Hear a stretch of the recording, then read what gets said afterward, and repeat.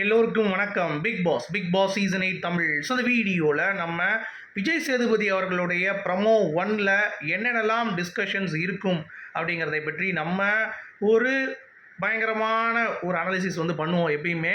ஆனால் நம்ம பண்ணுறத விஜய் சேதுபதி எப்பயுமே கேட்க மாட்டார். பட் இருந்தாலும் நம்மளுடைய கடமை, சப்ஸ்கிரைபர்ஸ் பார்த்தீங்கன்னா நிறையா பேர் இதை விரும்புவாங்க. நல்லா நீங்களே பண்ணுறீங்க ப்ரோ, என்ன ப்ரோ நீங்கள் அப்படின்ற மாதிரிலாம் கேட்பாங்க. அவங்க கேட்க மாட்டுறாங்களா ப்ரோ அப்படின்ட்டு. பட் அது எனக்கும் ஒரு டவுட்டு, என்ன சொல்கிறது, ஏன்னா அவங்களுக்கு அது என்ன ஃபார்மெட்டில் பண்ணுறாங்க அப்படிங்கிறது தெரியல. ஸோ அதனால் அவங்களுக்கு அந்த டைம் கன்சப்ஷன் இதெல்லாம் பார்ப்பாங்கன்னு தெரியல. ஆனால் வெட்டியாக ஒரு பவுலை வச்சு ஒரு 3/4 மணி நேரம் பேசுனதுக்கு நம்ம இந்த கண்டென்ட்லாம் பேசினாங்கன்னா வேறு லெவலில் இருக்கும் அப்படிங்கிறது தான். சரி, என்னென்ன இருக்குது அப்படிங்கிறதை பார்ப்போம். வீடியோக்குள்ளே போகிறதுக்கு முன்னாடி சேனலுக்கு புதுசாக இருக்கிறவங்க கண்டிப்பாக சப்ஸ்கிரைப் பண்ணிக்கோங்க. வீடியோ மறக்காமல் ஒரு லைக் பண்ணிக்கோங்க. இப்போ நம்ம வீடியோக்குள்ளே போகலாம். ஸோ இன்றைக்கி ஃபஸ்ட்டு டாப்பிக்கே பார்த்தீங்க அப்படின்னா நம்ம ஜெஃப்ரியோடைய கேப்டன்ஷிப் தான் டிஸ்கஸ் பண்ணணும்.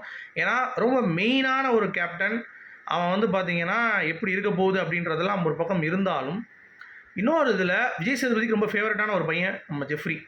அவனே நீங்கள் ஸ்டார் எடுத்துக்கோங்க, ஹார்ட் எடுத்துக்கோங்க, ஃப்ரேம் எடுத்துக்கோங்க அப்படின்ற மாதிரி எல்லாத்தையுமே நீங்களே எடுத்துக்கோங்கன்னு சொல்லிட்டு ஒரு இஷ்யூ ஆச்சு தர்ஷிகா கூட. சரிங்களா?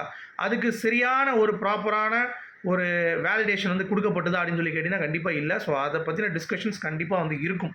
தர்ஷிகா பனிஷ்மெண்ட் கொடுக்கல, ஜெஃப்ரியோட போர்டும் அகட்டப்படலை, இந்த மாதிரி ஏகப்பட்ட விஷயங்கள் இருக்குது. ஸோ அதை கண்டிப்பாக அட்ரஸ் பண்ணுவார் அப்படின்ற நம்பிக்கை இருக்குது. அடுத்து மஞ்சரியோடைய அந்த ப்ரொவிஷன், அவங்க கேட்டாங்களே தயிர் வச்சு சாப்பிட்றாங்க. நிறைய பேர் அங்கே பார்த்தீங்கன்னா பிக் பாஸ் வீட்டில் அவங்களுக்கு தேவையான அந்த சாப்பாடை எடுத்து வச்சுக்கிட்டு அவங்க ரீயூஸ் பண்ணிட்டு தான் இருக்காங்க.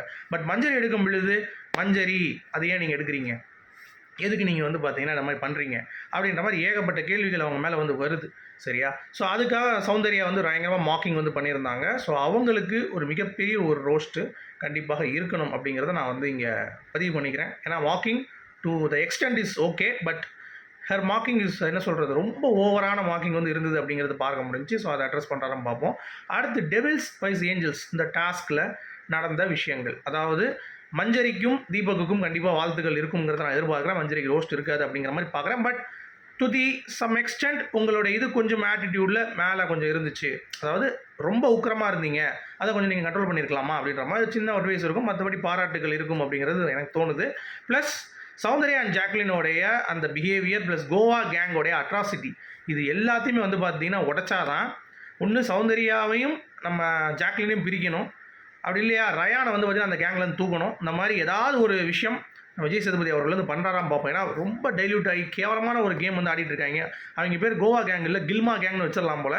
ஏன்னா அந்த மாதிரி தான் இருக்குது அப்படிங்கிறது பார்க்க முடியுது. ஸோ அதை விஜய் சேதுபதி அவர்கள் தட்டி கேட்க வேண்டும். அது மட்டும் இல்லாமல் இந்த ஃபுட்டு பிக் பாஸ் கொடுக்குறாரு அப்படின்னா அதற்கான ஒரு விஷயம் இருக்குது. சும்மாலாம் ஃபுட்டு கொடுக்கல, சரிங்களா, அதை சாப்பிட்ணும் அப்படின்ற மாதிரிலாம் இருக்குது. இவங்க 2 பேருமே அதை உப்பு போட்டு கொடு, அதை கொடு, இதை கொடுன்னு சொல்லிட்டு என்னமோ ஸ்டார் ஹோட்டலுக்குள்ளே வந்திருக்க மாதிரி பண்ணுறது, இதெல்லாம் நிறைய விஷயங்கள் சௌந்தர்யாவுக்கும் ஜாக்லினுக்கும் இருக்குது அப்படிங்கிறது பார்க்க முடியுது. அடுத்து அருணுடைய கோமாளித்தனம் அப்படிங்கிறது நாள்பட இன்க்ரீஸ் ஆகிட்டே இருக்குது.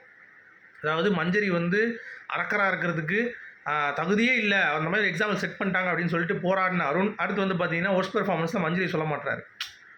அப்போ நீங்கள் என்ன சொல்லணும், ஒர்ஸ்ட்டில் அவங்க ஒழுங்காக பண்ணல, அது ஒரு இது அப்படின்னு சொல்ல வேண்டியதானே. அதை சொல்லாமல் அவர் பார்த்தீங்கன்னா உருட்டிகிட்டு இருக்காரு. ப்ளஸ் நான் ஜெயிலுக்கு போவேன் அப்படின்னு பயங்கரமாக பகிரங்கமாக பேசினார்ல டப்பா.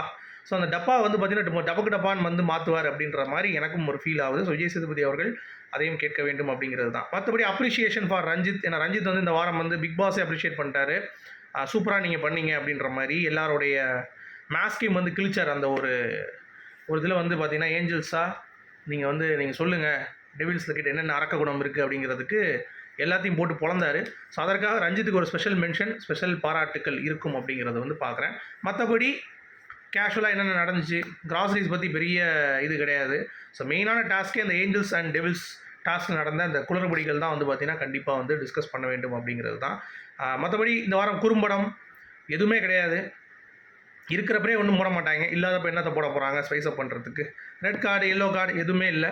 ஸோ ஷட்டிலாக பார்த்தீங்கன்னா விஜய் சேதுபதி அவர்கள் எபிசோட் பண்ணிவிட்டு அவர் பாட்டு போயிடலாம் அப்படிங்கிறது தான்.